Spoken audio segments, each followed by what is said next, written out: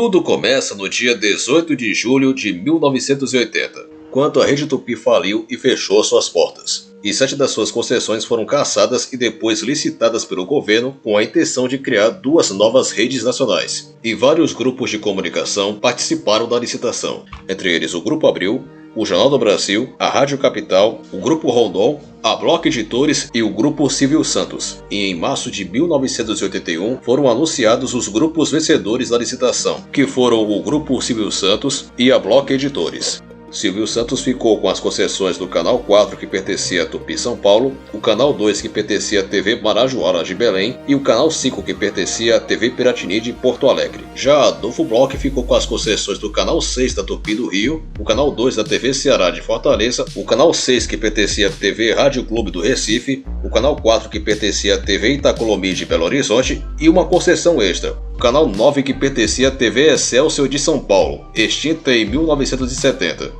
Mas no início, Adolfo Bloch não queria inaugurar a Rede Manchete. Cláudio Asa, um dos sobrinhos de Adolfo Bloch, contou que seu tio não queria inaugurar a emissora por causa da falta de experiência em televisão. Mas Pedro Jaque Capella e Oscar Bloch, 2 sobrinhos de Adolfo Bloch, convenceram o seu tio a inaugurar a emissora. Então, no dia 5 de junho de 1983, foi inaugurada oficialmente a Rede Manchete de televisão. Meus amigos, hoje é um dia importante para a família Manchete. Como vocês sabem, a nossa riqueza é o trabalho e o otimismo. Para nós, a televisão foi um desafio. Estamos felizes em continuar contribuindo para a construção do Brasil grande. O presidente João Figueiredo confiou em nossa empresa. Para nós, a televisão representa responsabilidade. Estamos produzindo uma programação de alto nível. É um dever mencionar o pioneiro Assis Chateaubriand, homem de grande visão. Apresento minhas saudações à TV Educativa, à TV Cultura, à TV Bandeirantes, à TV Gazeta, à TV Silvio Santos, à TV Record, às emissoras independentes e à Rede Globo de televisão. Meus agradecimentos ao Dr. Roberto Marinho. Nossa amizade já passa de meio século. Deixo com vocês, meus amigos, a Rede Manchete de televisão. Ela está no ar. Para inaugurar a emissora, Adolfo Bloch investiu $50 milhões, mas a emissora surgiu sendo uma emissora voltada para as classes A e B, ou seja, era uma emissora para quem era bem-sucedido. Isso gerava problemas de audiência e problemas com anunciantes que deixavam de lado a Manchete e iam para as outras emissoras. A emissora conseguiu uma excelente audiência em 1984, quando transmitiu com exclusividade a cobertura do Carnaval Carioca, no mesmo ano que foi inaugurado o Sambódromo. Como resultado, a Manchete foi líder absoluta de audiências, chegando a 56 pontos contra 26 da Globo. Mas a emissora continuava a apostar numa programação classe A que não dava audiência. Só em 85 que a emissora, vendo os problemas de audiência, começou a ficar mais popular, criando humorísticos e programas de auditório. Também foi nesse ano que a emissora inaugurou o Complexo de Água Grande, o primeiro centro de televisão da América Latina. Em 1986, a emissora continuava a se popularizar e estava combatendo um prejuízo de $80 milhões e uma dívida de 34 milhões. Mesmo com essas dívidas, a emissora continuava a investir na sua programação. Por conta das dívidas, a emissora não podia, mas mesmo assim gastou $1 milhão para produzir a novela Dona Beija. E a novela fez sucesso, deixando a emissora no 2º lugar de audiência. E nos anos seguintes, a emissora continuou investindo na programação e em superproduções, como Cananga do Japão em 89 e em seguida sua novela de maior sucesso, Pantanal.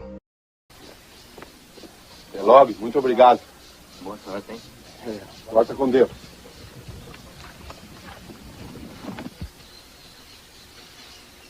Meu Deus.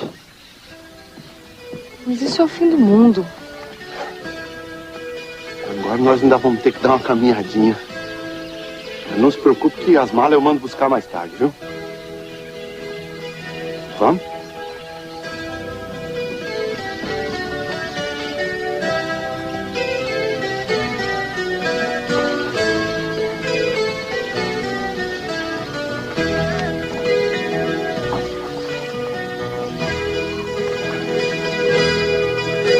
Essa novela fez tanto sucesso de audiência que chegou a picos de 51 pontos no Rio de Janeiro. Mas por incrível que pareça, Pantanal não rendeu tanto dinheiro assim. Isso porque antes da novela estrear, a Manchete não esperava que a novela fosse um sucesso muito grande. Eles esperavam que Pantanal repetisse o mesmo sucesso de Dona Beija e Cananga do Japão. E eles cometeram um erro de vender as cotas por um preço muito baixo. Por isso, Pantanal não rendeu tanto dinheiro assim.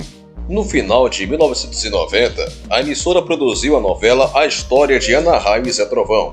É claro que não era eu. Evidente que não era eu. Se não era o senhor, era quem então, seu Biratã? O senhor por acaso tem algum irmão gêmeo? Ora, Ana, por favor. Se a Lina tá dizendo que viu o senhor com Cangerê em Santa Rosa, em Piratini, ela tá mentindo por quê? Era óbvio que era ele.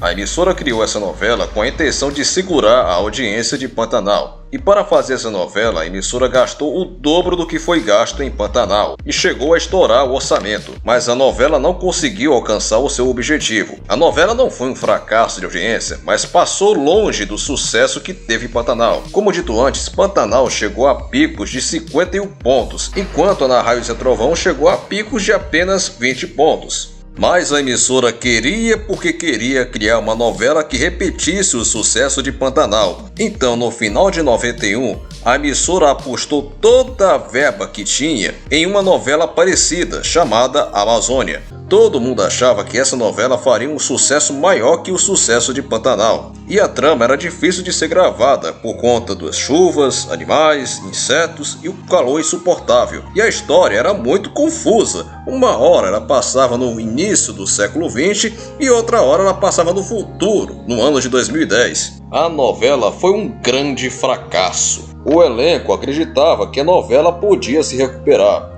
e mudaram a história da novela radicalmente. A trama sofreu alterações e ficou só no passado. Também mudou de direção e mudou o título da novela para Amazônia Parte 2. As mudanças não deram certo, a audiência não mudou e Adolfo Bloch cansou da novela e mandou encurtá-la. O último capítulo da novela foi exibido em 29 de julho de 92, entrando para a história como um dos maiores fracassos da teledramaturgia brasileira. E juntando os prejuízos de Ana Raio e Zé Trovão, Amazônia, Plano Collor e a baixa audiência que a emissora enfrentava, a Manchete atolou em dívidas financeiras. Sem saída, Adolfo Bloch teve que vender a emissora em 92. Ela foi comprada pelo empresário Hamilton Lucas de Oliveira, dono da Indústria Brasileira de Formulários, a IBF. Inicialmente, o empresário comprou por 70 milhões 49% da emissora e passou a administrá-la. A ideia era que, cumpridos os pagamentos, Adolfo Bloch passaria os outros 51% para Hamilton. E a Manchete, que não estava bem financeiramente, piorou com essa venda, pois o grupo demitiu 670 funcionários, e os funcionários que restavam ficaram sem receber. E o pior, Hamilton não chegou a pagar a primeira parcela do acordo.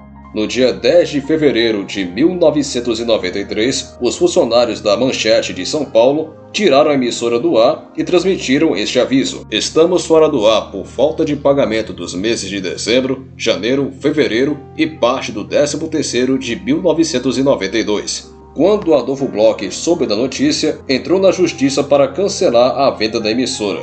Então, no dia 23 de abril de 93, o então presidente Itamar Franco cancelou a venda da Manchete, devolvendo o controle da emissora a Adolfo Bloch. Quando a emissora voltou para as mãos do Grupo Bloch, voltou muito pior do que já estava, com muitas dívidas novas e com baixa audiência. E como se não bastasse esses problemas, a sede da emissora em São Paulo foi invadida por um grupo de ativistas políticos. Eu não vou poder revelar o nome desse grupo para evitar brigas políticas, mas esse grupo, quando tomou o controle da emissora, transmitiu uma programação pirata e ameaçaram explodir a emissora e assassinar os diretores. A confusão terminou depois da chegada da polícia no local.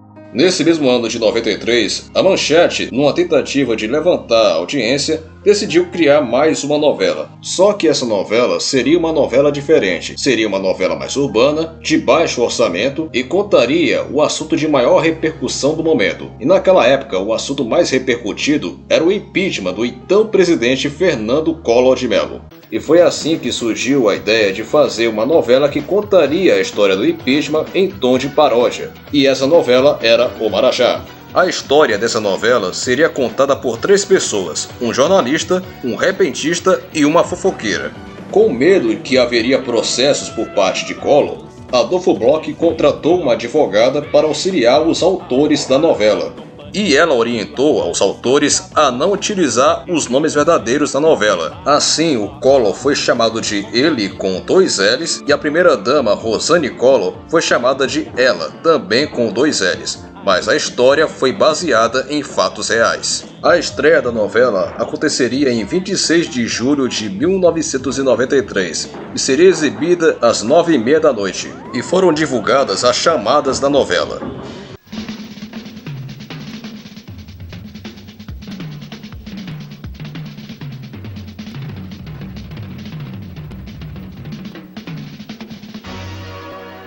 Vem aí, o Marajá. Quando Fernando Collor soube que a Manchete criou essa novela, entrou na justiça para impedir a exibição, alegando que a novela arranharia a sua imagem. No dia 23 de julho, quando a novela já ia estrear, um oficial de justiça chegou na emissora e impediu a exibição da novela com uma liminar. A Manchete batalhou na justiça para que a novela fosse exibida, e durante essa disputa judicial, Adolfo Bloch ficou impressionado com o poder político que Collor tinha, mesmo depois de ter sofrido o impeachment. Então ele guardou as fitas da novela com medo de que elas fossem roubadas e a Manchete fosse prejudicada. Até hoje, ninguém sabe onde foram parar as fitas da novela O Marajá.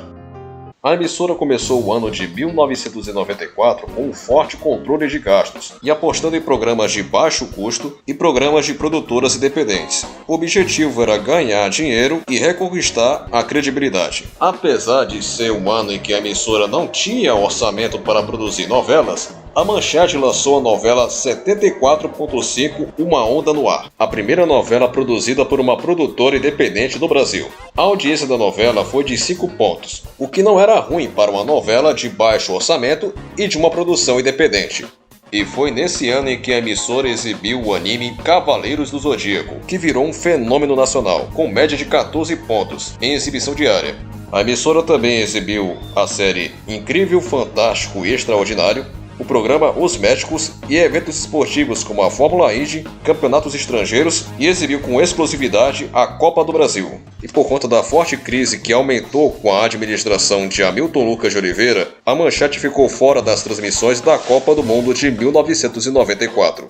Em 1995, a emissora ainda estava em fase de recuperação de audiência. A programação da emissora continuava recheada de produções independentes e estrearam novos programas, como o programa policial 24 Horas e o programa de auditório Seu Boneco nas Paradas. No início de novembro de 1995, Adolfo Bloch foi internado no Hospital da Beneficência Portuguesa em São Paulo para tratar de problemas no coração e no pulmão. Infelizmente, ele acabou falecendo aos 87 anos no dia 19 de novembro de 1995. As empresas do grupo passaram a ser administradas pelo seu sobrinho, Pedro Jacques Capella. Em 96, a emissora se tornou mais popular do que já era e estreou novos programas, como o programa Raul Gil e o Na Rota do Crime. Em setembro de 96, estreou a novela Chica da Silva e foi um sucesso de audiência, com média de 18 pontos. A novela fez com que a audiência da emissora aumentasse e a Manchete ficou no segundo lugar de audiência em alguns horários, mas a alegria durou pouco. Em agosto de 97, Chica da Silva terminou, e no dia 18 de agosto estreou a novela Mandacaru, com a intenção de segurar a audiência de Chica da Silva, o que não aconteceu. Mandacaru derrubou os índices de audiência da emissora no horário, chegando a 6 pontos de audiência. E nesse ano a emissora foi prejudicada pela situação econômica do país, que estava prejudicada por causa da crise financeira nos tigres asiáticos. Vendo os resultados negativos de 97, a Manchete estreou novidades em março de 98, como por exemplo o Jornal da Manchete, que passou a ter 3 edições ao longo do dia. Jornal da Manchete, novo visual. No Jornal da Manchete, você sempre sabe mais. No Jornal da Manchete, você sempre tem a mais completa cobertura política e econômica. Em março, você vai ter 3 edições do Jornal da Manchete. 12h30, 8h30 da noite e meia-noite. Além disso, edições extras a todo momento. Notícia é aqui na Manchete. O jornal também ganhou uma nova trilha sonora, vinheta e cenário.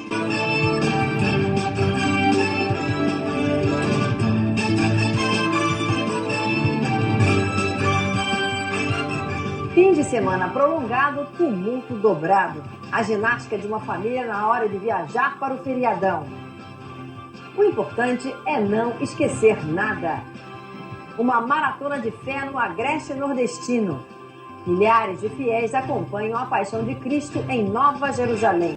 Este é o Jornal da Manchete, que tem a maior e melhor cobertura política e econômica e onde você sempre sabe mais. E estrearam novos programas como o Madalena Manchete Verdade, o Mulher de Hoje, apresentado pela Claudete Troiano, e o Domingo Total, criado para batalhar na audiência com a Globo e o SBT aos domingos. E era uma junção de 3 programas, como o Otávio Mesquita Acorda, Encontro Marcado com Virginia Novick e o Festa do Malandro. Os programas davam bons índices de audiência, mas as dívidas da emissora aumentavam ao ponto de ultrapassar o valor do patrimônio da emissora. Em julho do mesmo ano, a emissora transmitiu a Copa de 98 realizada na França, pensando que a audiência seria enorme e melhoraria a situação.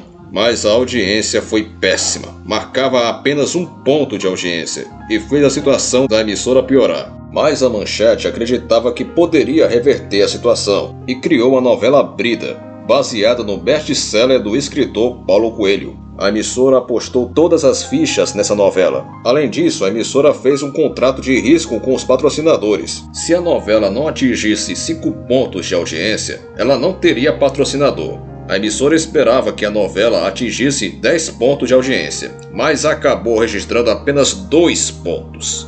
Depois do fracasso de Brida, a emissora ficou sem recurso financeiro. Vários funcionários foram demitidos e os artistas e apresentadores saíram da emissora, como Raul Gil e a Márcia Peltier. E a Manchete começou a perder várias afiliadas, como a TV Tropical e a TV Vitória. Ambas se tornaram afiliadas da Record. Em outubro de 98, os atores de Brida processaram a Manchete e as gravações da novela foram encerradas. A novela teve que ser encerrada no meio. No dia 23 de outubro de 98, a novela teve o último capítulo exibido com cenas de arquivo. O locutor padrão da emissora, Eloy De Carlo, narrou o destino final dos personagens. No dia 26 de outubro, entrou no ar a reprise da novela Pantanal. A audiência no horário aumentou. O Grupo Block resolveu colocar a emissora à venda, e 2 investidores do banco BTG Pactual se interessaram em comprar a emissora. As negociações estavam fluindo normalmente, até que Pedro Jaque Capella exigiu que o banco assumisse as dívidas da emissora.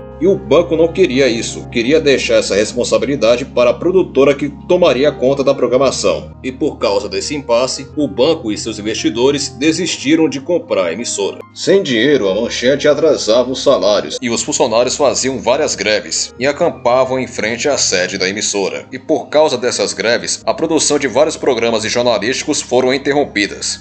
Em janeiro de 1999, o Grupo Block assinou o contrato com a produtora da Igreja Renascer em Cristo, a RGC, Rede Gospel de Comunicação. Pelo acordo, a igreja exploraria a emissora, produzindo programas e receberia patrocínios. Em troca, pagaria por 15 anos 60 parcelas fixas de 4 milhões de reais. A reexibição de Pantanal e o programa Se Liga Brasil continuaram na grade de programação da emissora, e vários programas voltaram a ser produzidos, como o Jornal da Manchete e o Mulher de Hoje, que estavam paralisados devido à greve dos funcionários. Mas a igreja não pagou nem a primeira parcela do acordo. Então, no dia 24 de fevereiro, o Grupo Block retomou o controle da emissora. Após isso, o ministro das Comunicações, Pimenta da Veiga, disse que o Grupo Block tinha até o dia 18 de maio para renovar a concessão da Rede Manchete, que estava vencida desde 96. Caso contrário, a emissora seria lacrada e tirada do ar. A solução era tentar vender a emissora mais uma vez. Em março, um empresário chamado Amilcar Lidalevo, dono da TeleTV, apareceu interessado em comprar a emissora e as negociações de venda se iniciaram. A venda da emissora quase não aconteceu por conta de Hamilton Lucas de Oliveira, que conseguiu uma liminar na justiça que impedia a venda da emissora, mas essa liminar deixou de ter validade naquele ano. Nessa venda, a Manchete foi dividida em duas partes. As concessões foram vendidas para Amilcar Lidalevo e para seu sócio Marcelo de Carvalho. Já a parte das instalações, equipamentos e acervos da emissora foram vendidas para o empresário Fábio Saboia. Dessa forma, os empresários Fábio Saboia e Amilcar Lidalevo compraram a Rede Manchete de forma separada. No dia 10 de maio de 99, a transferência das concessões da Rede Manchete para a TeleTV estava sendo aprovada pelo Ministério das Comunicações. E no dia 14 de maio, a venda foi aprovada pelo Ministério das Comunicações. A venda foi concretizada no dia 17 de maio de 99. Nesse dia, durante a reprise da novela Pantanal, o nome e marca Manchete deixam de ser utilizados. E a emissora ficou alguns dias sem nome, depois passou a se chamar de Rede TV, que foi oficialmente inaugurada no dia 15 de novembro de 1999. E está no ar até hoje.